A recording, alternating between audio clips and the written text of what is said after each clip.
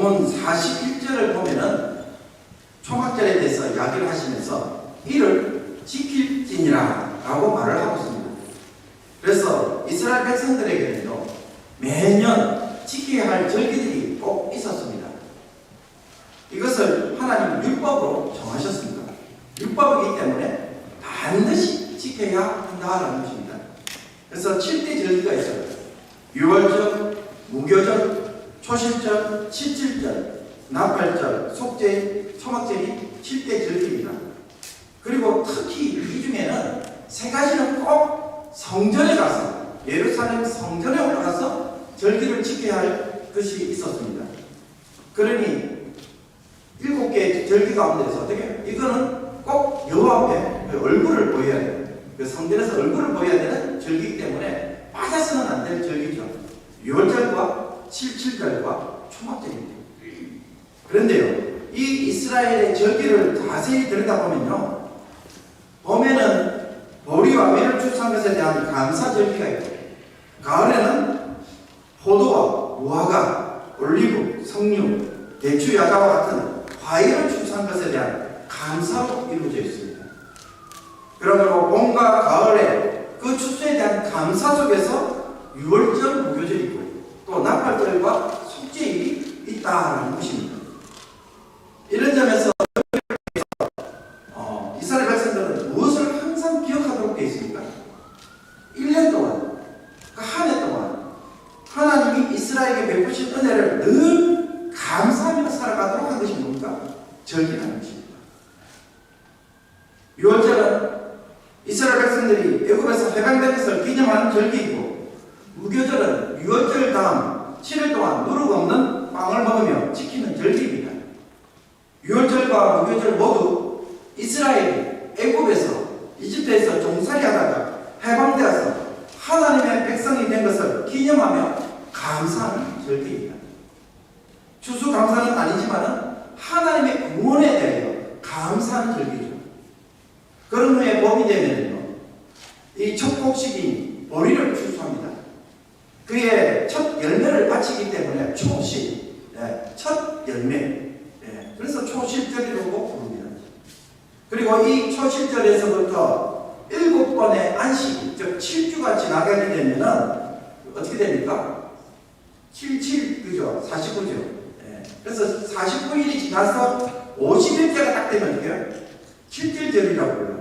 오순절이라고 불러요. 오순이란 말은 50이라는 뜻입니다. 그래서 이때는 밀을 추수합니다. 그래서 정확하게 하면은 초실절은 보리고요. 그 다음에 이 7절절이 사실은 맥주, 그죠? 밀을 하는 그 보리맥자를, 보리맥이 맞는데 밀을 수확하는 것입니다. 헷갈리지 않게 말이에요. 그런 후 뜨거운 여름이 지나고 가을이 되면 이스라엘 민간적으로는 티시리가 됩니다. 이 티시리는요, 오늘 본문에 본 것처럼 종교적으로 따지면 7월이에요. 근데 7월이 이스라엘의 새해입니다. 지금 태양적으로 따지면 10월이죠. 지금 딱 이 시점입니다. 티시리 1일이 되면 새해가 되었으니 나팔을 불어요. 그래서 나팔절이라 그렇게 부릅니다. 그리고 11일째, 열흘째 되면은 성전을 깨끗하게 청소하는 날이 있습니다. 그래서 온 나라가 전체적으로 하늘 앞에서 성결케 하는 날이 있습니다. 대속죄일. 이 대속죄일에 대제사장이 피로써 지성소 안에까지 들어가서 그 피로, 희생제물의 피를 가지고 그 언약궤와 그 지성소 안에를 정결케 해요. 무의식 중에 이스라엘 백성들이 지은 죄로 인하여서 오염될 수 있었기 때문에 이날 그 피를 통해서 지성소까지 피 뿌림을 통해서 정결케 하는 날이 바로 대속죄일입니다. 그리고 난 다음에 15일이 되면 어떻게 합니까? 오늘 본문에 나와 있는 것처럼 일주일 동안 가을 추수 감사제를 지냅니다. 이 절기가 바로 초막절입니다.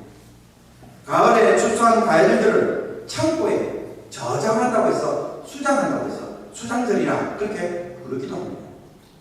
그러므로 이스라엘의 절기를 주목해보면요, 1년 내내 뭘 기억하고 계세요? 하나님이 베푸신 구원과 하나님이 어떻게 우리를 복을 주시는가, 우리의 쓸 것을 어떻게 채우시는지 늘 기억하면서 감사로 한 해를 보내도록 되어 있습니다.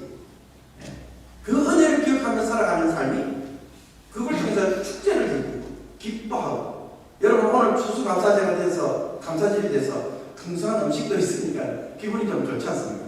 그런 기분으로 살아가는 거예요. 하나님의 은혜 가운데서 이 풍성함으로 살아가도록 그렇게 부르신 것입니다. 특히 가을 추수를 기념하는 초막절은 여러분 약속의 땅에서 열매를 거둔 것으로 만족하는 것을 감사하는 것으로 끝나지 않아요. 무엇까지 감사하고 있습니까? 여러분 초막절이라는 이름처럼 이 절기 때 이스라엘 백성들은 임시 텐트를 만들어요. 그게 초막이에요. 그래서 이 초막을 짓고 그 속에서 7일 동안 생활을 합니다. 그래서 지금도 유대인들은 베란다에다 보면은 야자수잎이라든지 이런 나무 이파리를 가져와서 이상 엉성하게 좀 천막 같은 걸 만들어요. 그래서 그 안에 들어가서 지내기도 하고 그럽니다.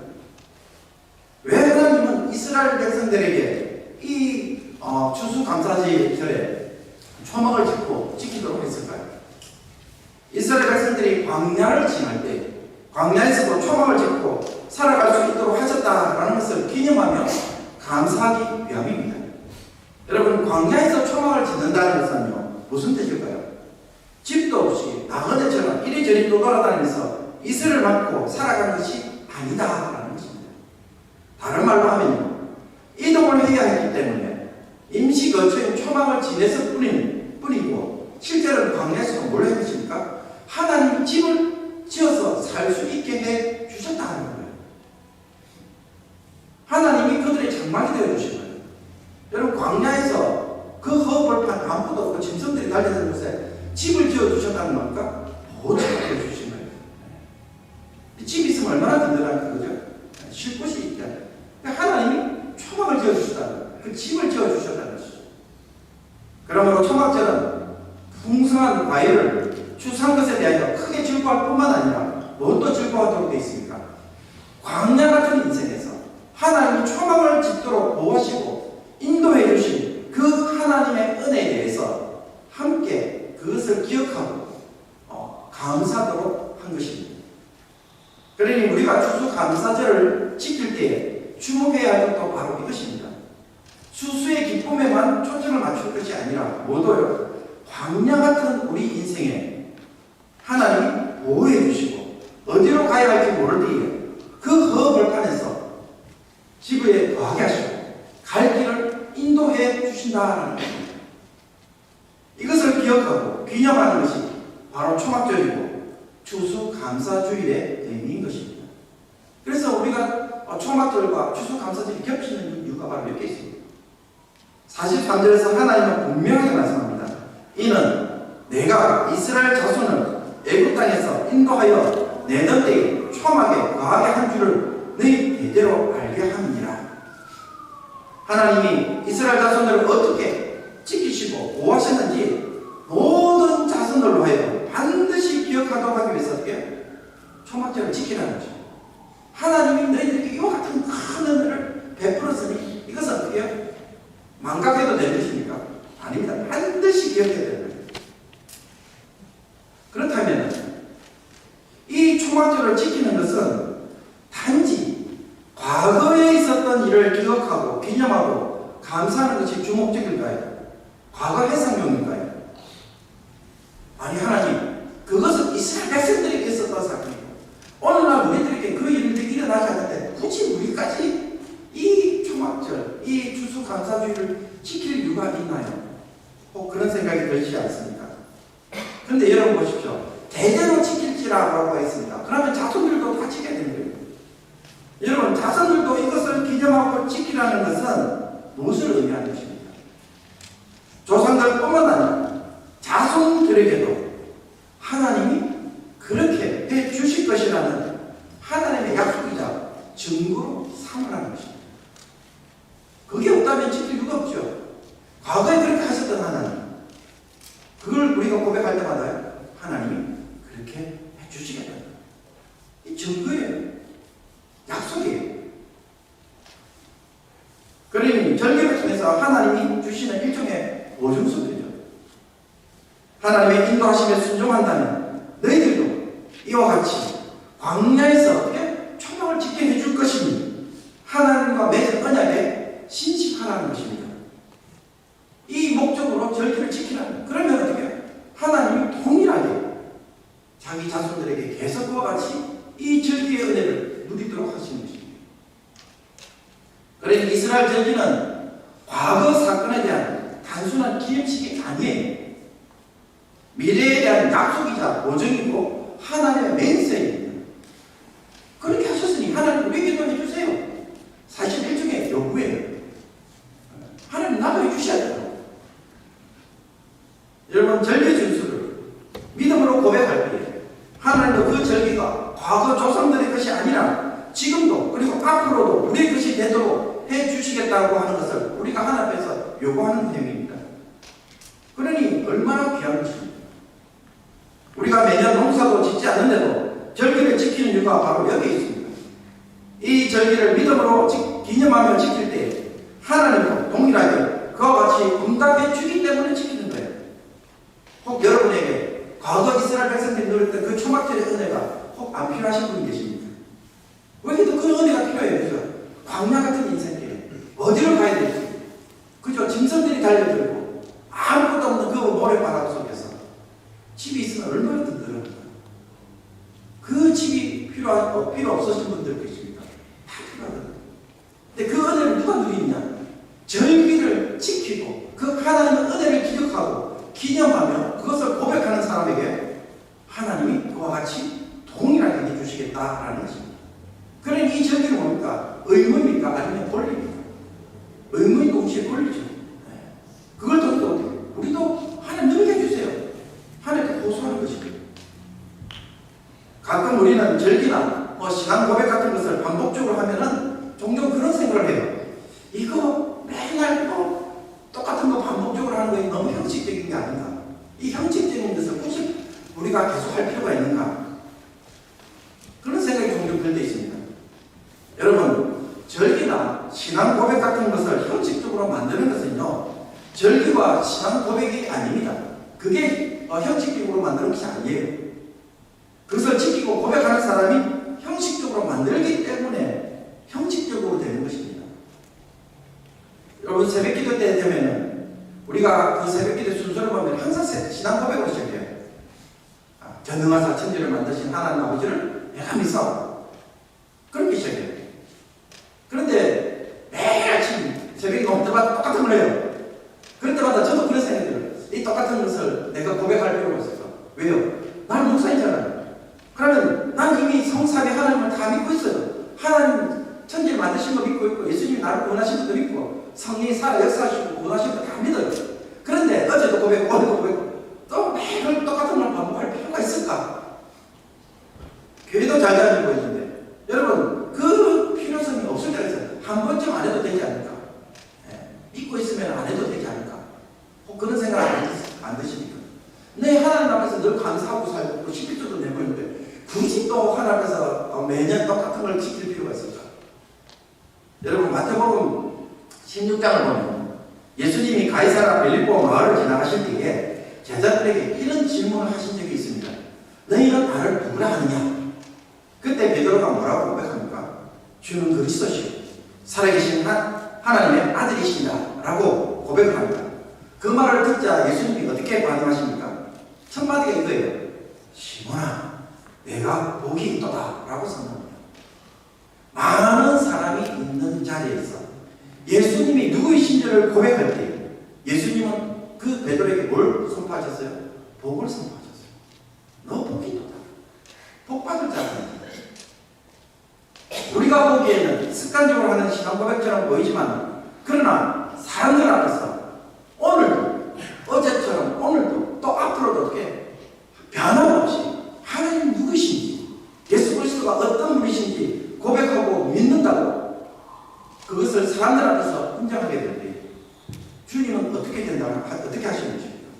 참으로 너는 나의 제자들이야. 그래서 복 있는 자라고 이야기해요. 그 고백 때문에 어떻게 복을 주시는 거예요. 우리가 보기에는 똑같은 것을 고백하지만 그 고백을 통해서 하나님께 너는 나를 진실하게 믿는구나. 끝까지 믿는구나. 변함이 없구나.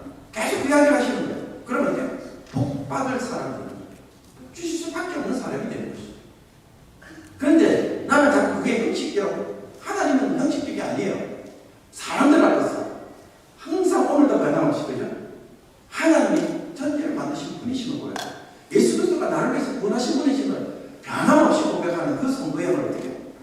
귀하고 아름다운 것입니다. 여러분의 자녀가 자기 아버지에 대해서 항상 많은 사람들 앞에서 여러분 부끄러워하지 않고 어떤 상황에서 그 아버지에 대해서 자랑하고 고백을 한다면 여러분 귀하게 여길 수밖에 없지 않습니까? 정말 좋잖아요. 칭찬할 수밖에 없잖아요. 어디 가서도 절대로 어떻게 자기 아버지를 부끄러워하지 않는 자녀, 부모가 사랑할 수밖에 없는 자녀입니다.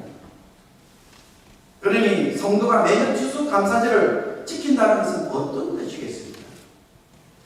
하나님의 백성이 하나님의 은혜에 감사하는 것은 참으로 귀하고 복된 것입니다. 그리고 이 복된 행위에 대하여 하나님은 어떻게 합니까?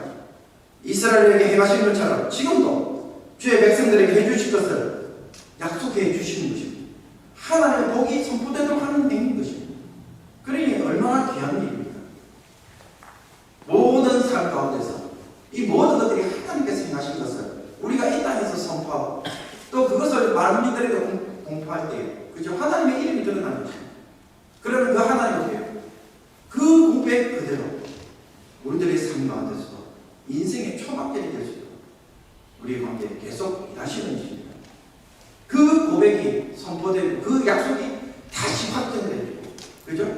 다시 한번 약속이 체결되는 시간이면 추수감사절이에요. 그러니 안 지킬 수가 있습니까? 안 지키면 내만 손해죠. 여러분 우리가 감사 고백을 할 때마다 하나님 엄청나게 부담감을 느끼실 수 있도록 하시기를 꼭 바랍니다. 우리나라 속담에 웃는 얼굴에 침 못 뱉는다라는 말이 있습니다. 이처럼 하나님이 열매를 주시고 구원을 베푸신 것에 대하여 감사하는 자에게 하나님은 어떻게 하실 수밖에 없습니까? 복 주실 수밖에 없는 것입니다. 그 복을 누리고 그래서 내일의 복이 여러분에게 찾아오는 그것을 통하여 누리는 귀한 성도가 되기를 원합니다. 말씀을 냈습니다. 하나님은 초막절을 지키도록 율법으로 정하였습니다. 여러분 다시 생각해 보십시오. 왜 율법으로 정했을까요? 율법으로 정했단 말은 꼭 지켜야 되는 것입니다.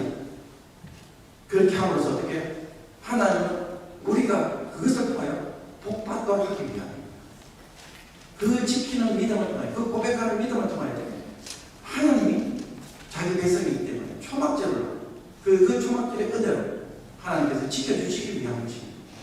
그런데 이것이 힘들다고 우리가 우리 인생살이에서 우리가 귀찮다고 거부한다면 하나님 주신 이 복마저 거부하게 되는 줄로 믿습니다.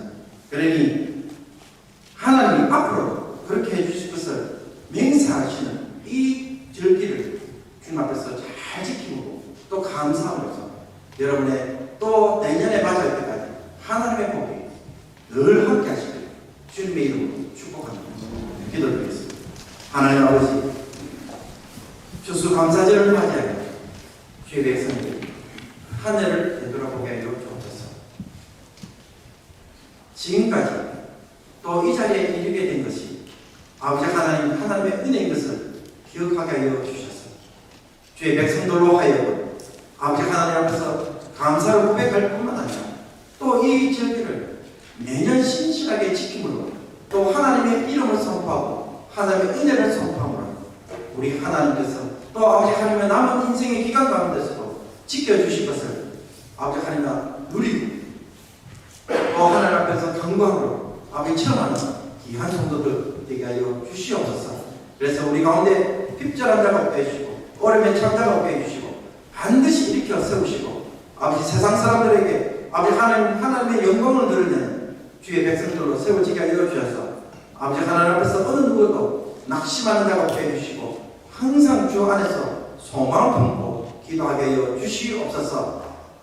우리가 하나님의 은혜를 누리기 위하여 하나님 간절히 소원합니다. 믿음으로 응답하게 해주시고 진실함으로 고백할 때마다 아버지 형식적으로 만드는 것이 아니라 진실함으로 고백할 때마다 이것이 아버지 하나님의 큰 은혜로 역사되는 것을 체험하게 해주셔서 주의 백성들에게 아버지 하나님의 정말 기쁨으로 이 추수감사절을 보내는 귀한 하루가 되게 하여 주시옵소서. 예수 그리스도의 이름으로